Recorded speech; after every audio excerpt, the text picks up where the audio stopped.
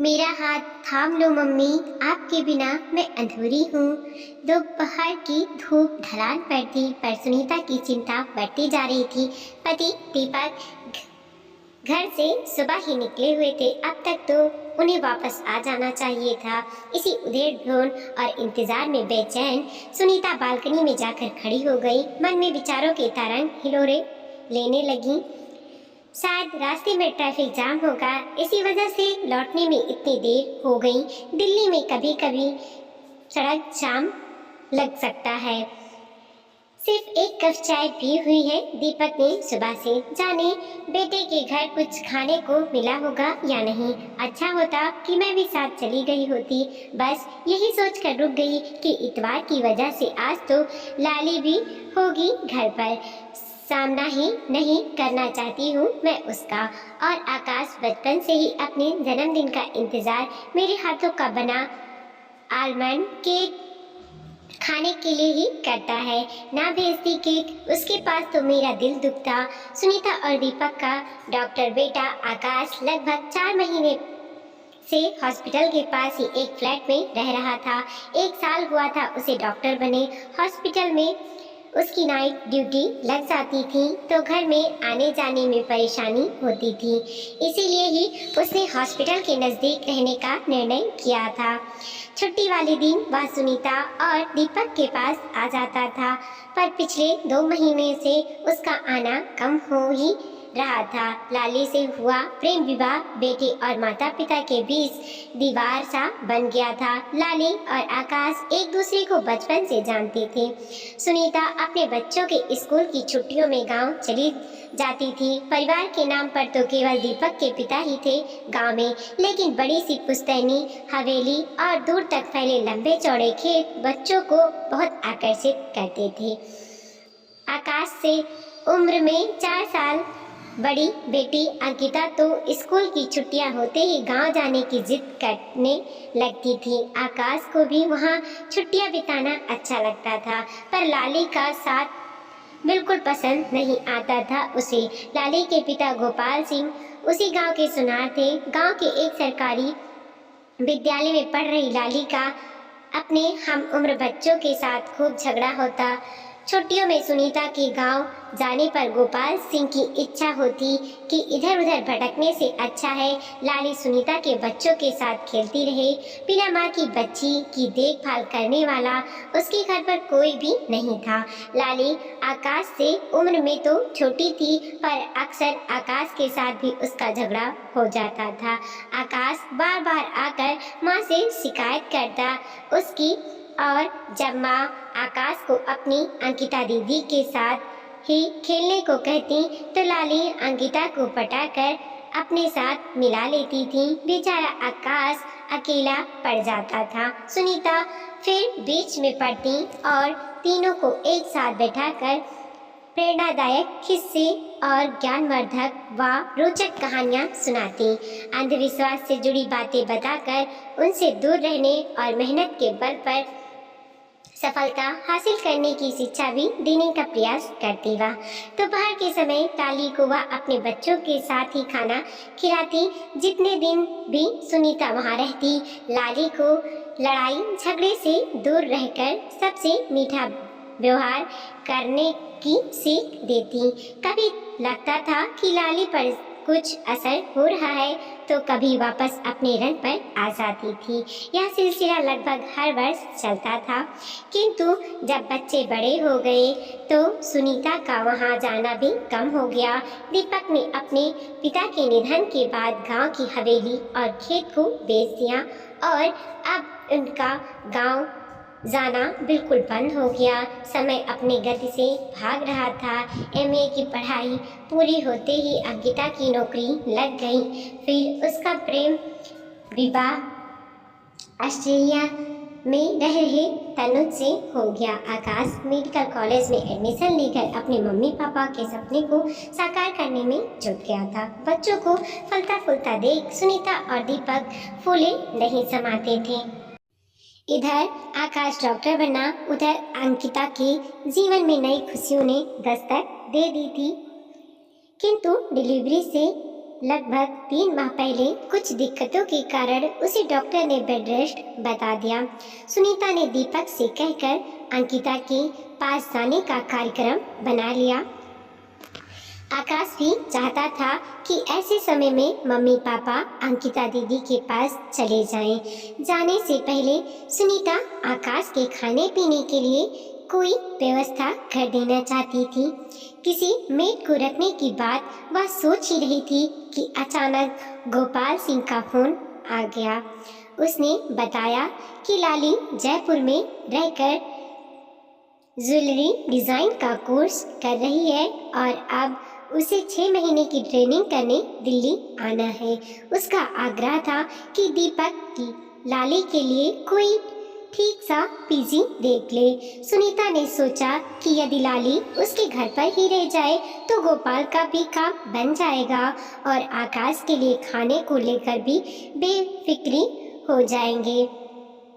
खाना बनाना तो आता ही होगा लाली को। बस उसने गोपाल को फोन पर लाली को अपने घर में रहने को कह दिया और आकाश को समझा दिया कि वह उससे ज़्यादा बातचीत ना करे ताकि बचपन की तरह नोक-झोंक ना होने लगे दोनों के बीच। सुनीता और दीपक 6 महीने का वीज़ा लेकर बेटी अंकिता के पास ऑस्ट्रेलिया चले गए। उनके जाने के कुछ दिनों बाद ही लाली वहां आ गई। उधर अंकिता को बेटे की सौगात मिली। ऑस्ट्रेलिया में 6 महीने बिताकर सुनीता जब घर वापस लौटी तो लाली अपनी ट्रेनिंग पूरी करके लौट चुकी थी। लाली को अपने यहाँ रखने के निर्णय पर पछतावा होता रहता था सुनीता को। उसने तो सोचा था कि जब तक वो ऑस्ट्रेलिया में है लाली आकाश के पास रहे तो क्या हर्ज है। वह घर पर खाना बना लेगी तो आकाश को भी बाहर नहीं खाना पड़ेगा। पर यह तो नहीं पता था कि लाली आकाश के पेट से दिल तक पहुंच जाएगी। सुनीता और दीपक तब अपने आप को ठगा सा महसूस करने लगे जब आकाश ने लाली के साथ शादी की जिद पकड़ ली।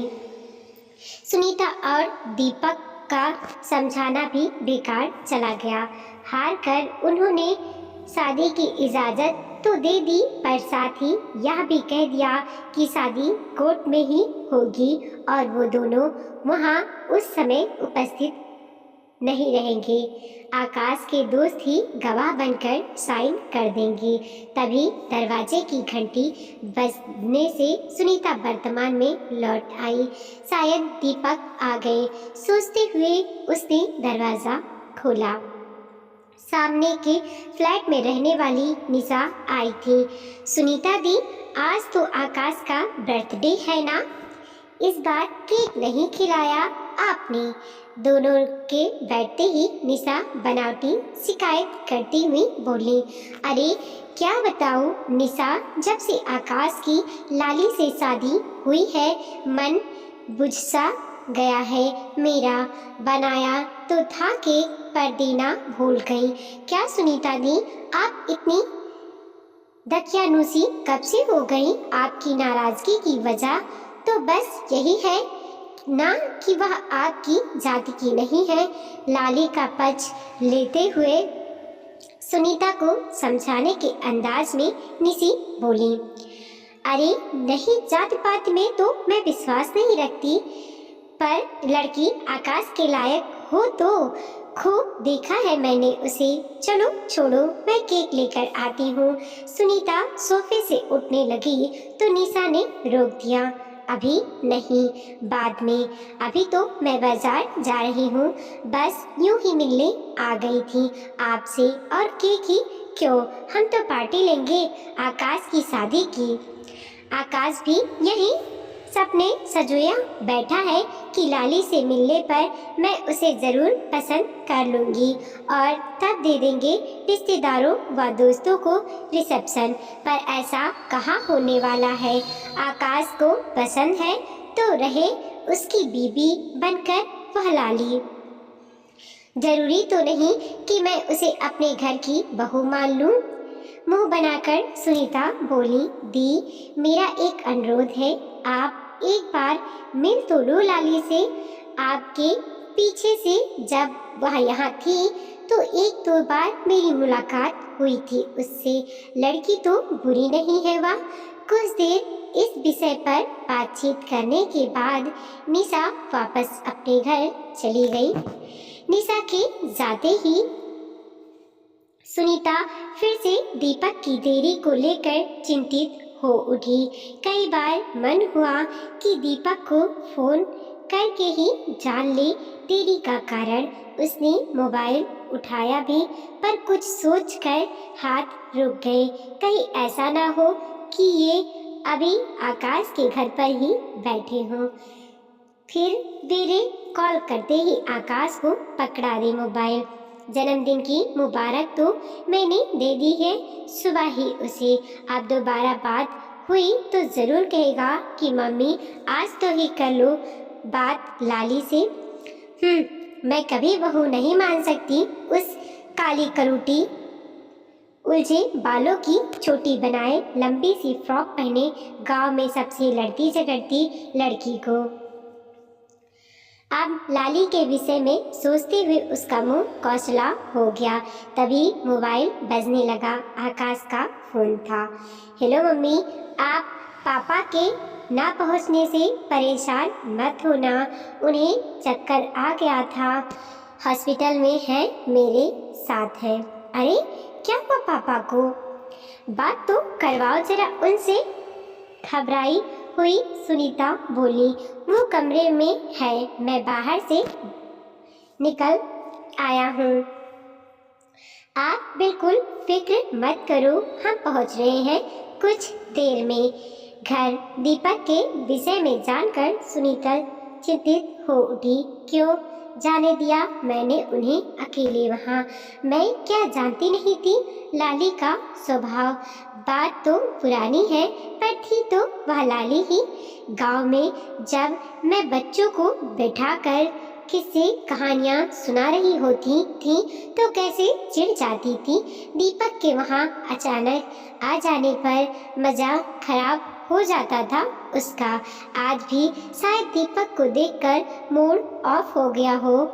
सोच रही होगी कि अच्छी खासी जिंदगी चल रही थी, क्यों आ गए ससुर जी। बस अब सास का भी आने लगी और फिर हमारी सारी आज़ादी खत्म हो जाएगी। ऐसो आराम पर भी लगाम लग जाएगी। इसीलिए ही पूछा नहीं होगा ज़्यादा इन्हें। उसे सीधी मुंह बात ना करती देख टेंशन में आ गए होंगे दीपक, और बस आ गया होगा चक्कर, या फिर झगड़ा तो नहीं कर लिया होगा लाली ने दीपक से। कह दिया होगा कि जब आप शादी के समय थे ही नहीं कोर्ट में, तो अब कौन सा हक जताने आए हो हमारे पास। आकाश को बचपन में ही चुप करा देती थी वह, आज भी उसको बोलते नहीं देती होगी। आकाश की कुछ भी नहीं चलता होगा वहाँ, वरना चक्कर कैसे आ गया अचानक। सुनीता के लिए अब इंतजार का पल पल भारी हो रहा था। रसोई में जाकर वह खिचड़ी बनाने लगी ताकि समय भी बीत जाए और दीपक के आने पर वह उसके पास बैठ पाए। दरवाजे की घंटी की आवाज़ सुन वह तेजी से दरवाजे की ओर लपकी। दीपक को सहारा देते हुए आकाश ने मुस्कुराते हुए अंदर प्रवेश किया। आकाश के पीछे पीछे एक युवती भी थी। फिरोजी शिफॉन की साड़ी और गले में उसी रंग की माला, हाथ में क्लच थामे, कंधे तक लहराते रेशमी बालों में वह बेहद आकर्षण लग रही थी। माथे पर छोटी सी बिंदी और बड़ी बड़ी काजल लगी मनमोहक आंखें उसके सावले रंग पर चार चांद लगा रही थी। क्या यह लाली है? सोचते हुए सुनीता को अपनी आंखों पर विश्वास ही नहीं हो रहा था। ओह मम्मी, कितने वर्षों बाद मिल रही हूँ आपसे, कहकर उत्साहित हो लाली सुनीता के पास आकर खड़ी हो गई। सब लोग बेडरूम में आ गए। दीपक को सहारा देकर बिस्तर पर लेटाकर आकाश और लाली उन्हीं के पास बैठ गए। मैं एप्पल जूस लेकर आती हूँ, कहती हुई सुनीता कमरे से निकली तो लाली भी पीछे पीछे हो ली। मम्मी आप बैठिए ना पापा के पास, मुझे बताइए क्या करना है, लाली बोली। अरे नहीं बेटा, अभी तुम बैठो, मैं आती हूँ 1 मिनट में। सुनीता का व्यवहार अचानक ही लाली के प्रति नर्म हो गया। कुछ देर बाद हाथ में ट्रे थामे सुनीता वापस वहीं आकर बैठ गई। आप ठीक तो है ना? पापा जी की तबीयत के बारे में सुनकर आप ना जाने कब से परेशान हो रही होंगी। आप पी लीजिए पहले जूस, लाली सुनीता की ओर जूस बढ़ाते हुए बोली। मैं ठीक हूँ, पर ये कैसे बेहोश हो गए थे आज अचानक? मुझे आकाश के घर पहुंचकर फोन करना भी भूल गए। सुनीता के लहजे में थोड़ी शिकायत झलक रही थी। पापा मेरे घर पहुंचकर ही कहे थे कि मम्मी, आकाश बोला मतलब? सुनीता की आंखें आश्चर्य से फैल गई। हम आज आपके पास आना चाहते थे, पर सुबह 5 बजे ही कपूर हॉस्पिटल से फोन आ गया। वहाँ एक मरीज का ज़रूरी ऑपरेशन होना था। ऑपरेशन करने वाले डॉक्टर शेट्टी के पिता का अचानक देहांत हो गया। वो लोग मुझे ऑपरेशन करने की रिक्वेस्ट कर रहे थे, इसीलिए मुझे उस हॉस्पिटल में जाना ही पड़ा। जब बर्थडे विश करने के लिए आपका फ़ोन आया तब मैं हॉस्पिटल में ही था। लाली जानती थी कि मेरे जन्मदिन के मौके पर आप दोनों आज मेरा इंतज़ार कर रहे होंगे। जब कपूर हॉस्पिटल से लाली को मैंने फ़ोन कर बताया कि ऑपरेशन के बाद कुछ घंटे मरीज की हालत पर नज़र रखने के लिए मुझे वहाँ रुकना पड़ेगा, तो आप लोगों के बारे में सोचकर यह परेशान हो गई और इसने आप लोगों के पास अकेले ही आने का कार्यक्रम बना लिया। लाली घर के नज़दीक पहुंचकर ऑटो रिक्शा से उतरी ही थी। तुम ही बताओ ना, आकाश बात बताते हुए लाली की ओर देखकर बोला।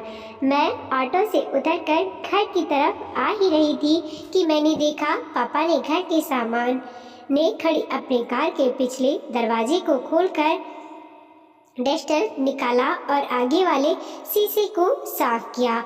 वो जब दोबारा दरवाज़ा खोलकर अंदर घुसे तो फिर बाहर नहीं निकले।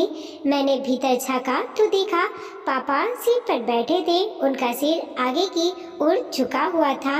लाली को बीच में ही रोककर दीपक बोल पड़े। मैं डस्टर वापस रखने अंदर घुसा तो मेरी आंखों के आगे अंधेरा छाने लगा। मैं सीट पर बैठ गया और अपना हाथ आगे वाली सीट पर रखा, उस पर अपना सिर टिका लिया। इसके बाद मुझे नहीं पता, होश आया तो मैं हॉस्पिटल में था। अगल बगल ये दोनों थे। लाली ने अपनी बात का सिर पकड़ाते हुए फिर से बोलना शुरू किया। जब मैंने कार की पिछली सीट पर पापा को उस हालत में देखा तो मैं घबरा गई। सोचा कि घर आकर मम्मी को बुला लाऊं, फिर लगा कि इस समय ज़्यादा वक्त बर्बाद करना ठीक नहीं। जल्दी से मैंने आकाश के दोस्त डॉक्टर सचिन को फ़ोन कर दिया, क्योंकि मैं जानती थी कि आकाश तो कपूर हॉस्पिटल में होंगे। डॉक्टर सचिन ने अपने स्टाफ से तैयार रहने को कह दिया और मैं जल्दी से कार ड्राइव करके पापा को हॉस्पिटल ले गई। गेट पर ही स्टाफ के 2 लोग खड़े थे। वो पापा को इमरजेंसी में ले गए। शुगर लेवल अचानक कम हो जाने के कारण पापा बेहोश हो गए थे। मतलब अगर लाली मुझे लेकर जल्दी से हॉस्पिटल ना जाती तो कुछ भी हो सकता था। दीपक ने सुनीता की ओर देखकर कहा। सचमुच लाली ने आज सारी स्थिति को झट से समझ लिया और आपकी जान बचा ली। मुझे तो विश्वास नहीं हो रहा है कि बचपन में जो लाली बस शैतानियाँ करना ही जानती थी, वह अब इतनी समझदार हो गई है। सुनीता के शब्दों से स्नेह झलकने लगा था। मम्मी, ये सब आपकी वजह से ही हुआ है। लाली सुनीता की ओर देखकर बोली। अरे, मेरी वजह से मतलब? सुनीता ने प्रश्न भरी दृष्टि से उसे निहारा। हाँ, आप तो जानते ही हैं कि जब मैं बहुत छोटी थी तभी मेरी माँ चल बसी थी। बिन माँ की बच्ची को सही रास्ता दिखाने वाला कोई नहीं होता। बापू पूरी कोशिश करते थे मुझे एक बेहतर इंसान बनाने की, पर समय ही कहाँ होता था उनके पास मुझे देने के लिए। याद है ना, जब आप गाँव आती थी मैं आकाश से कितना लड़ाई झगड़ा करती थी, फिर भी आप हमें बैठकर अच्छी अच्छी बातें बताया करती थी। आपने ही तो बापू से कहा था कि मेरी पढ़ाई जारी रखी जाए। बस जब शिक्षा का दामन थामा तो ना जाने क्या क्या सीख लिया मैंने। फिर जब आप और पापा अंकिता दीदी के पास ऑस्ट्रेलिया गए हुए थे तो यहाँ आकाश और मैं आपके बारे में खूब बातें किया करते थे। आकाश मुझे बताया करते थे कि आप लोग कौन सा काम कैसे करते हो, जीवन को लेकर आपका नजरिया क्या है और रिश्ते का आपके लिए क्या महत्व है। आप संकट के समय भी हिम्मत ना हार कर धीरज से काम लेती हैं। यह भी बताया मुझे आकाश ने कि सच कहूँ तो वह सब जानने के बाद मैंने ठान लिया कि मैं भी आप जैसे बनूंगी और बस जीवन के सही मार्ग पर चलना शुरू कर दिया। मैं इस रास्ते पर लगातार चलती रहूं और कभी ना भटक पाऊं, इसलिए मुझे आपके साथ की ज़रूरत है। मेरा हाथ थाम लो मम्मी, आपके बिना मैं अधूरी हूँ। सुनीता यह सब सुनकर भाव विभोर हो गई। लाली का मन कितना साफ है और मैंने ना जाने क्या क्या तोहमत लगा रही थी उस पर।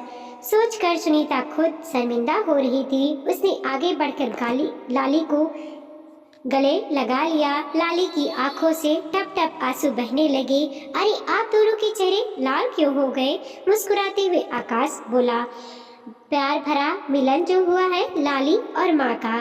भाई वाह, लाली और माँ से मिलकर ही तो लालिमा शब्द बना है ना, तो चमकने दो दोनों के चेहरे पर ये उज्जवल सी लालिमा। दीपक मुस्कुराते हुए पूरी स्वस्थ लग रहे थे। घर के बाहर सूर्यास्त की लालिमा बिखरी हुई थी तो घर के भीतर नए रिश्ते के उदय होने की लालिमा फैली हुई थी। वीडियो को लाइक कीजिए, कमेंट कीजिए और अपने दोस्तों के साथ ज़रूर शेयर कीजिए। चैनल पर नए हैं प्लीज़ सब्सक्राइब कीजिए और देखते रहिए मोटिवेशनल स्टोरी।